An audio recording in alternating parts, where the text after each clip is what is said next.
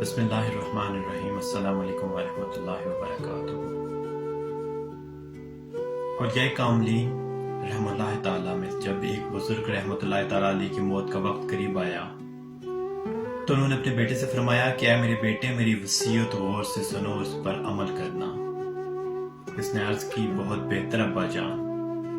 فرمایا، بیٹے میری گردن میں ایک رسی ڈال کر مجھے محراب کی طرف گھسیٹو اور میرے چہرے کو خاک آلود کر دو، اور یہ کہتے جاؤ یہ اس شخص کا انجام ہے جس نے اپنے مولا عز و جل کی نافرمانی کی، اپنی نفسانی خواہشات کو ترجیح دی اور اپنے مالک کی اطاعت سے غافل رہا۔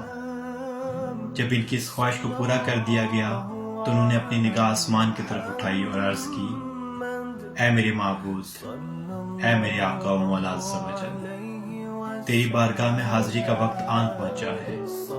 میرے پاس کوئی ایسا عذر نہیں جسے تیری بارگاہ میں پیش کر سکوں، مگر اے مولا عز و جل، میں گناہ گار ہوں اور تو بخشنے والا ہے، میں مجرم ہوں اور تو رحم فرمانے والا ہے، میں تیرا بندہ ہوں اور تو میرا آقا ہے۔ میری عاجزی اور ذلت پر رحم فرما، کیونکہ گناہ سے بچنے اور نیکی کرنے کی قوت تو ہی عطا فرماتا ہے۔ یہ کہنے کے بعد اس بزرگ رحمت اللہ تعالیٰ علیہ کی روح قفس عنصری سے پرواز کر گئی۔ اسی لمحے گھر کے کونے سے آواز آئی، اسے گھر میں موجود تمام لوگوں نے سنا۔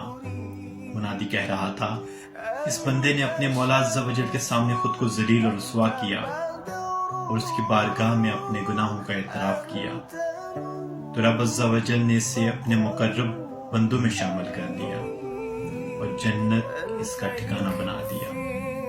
اللہ عز و جل کی ان پر رحمت ہو کہ صدقے ہماری مغفرت۔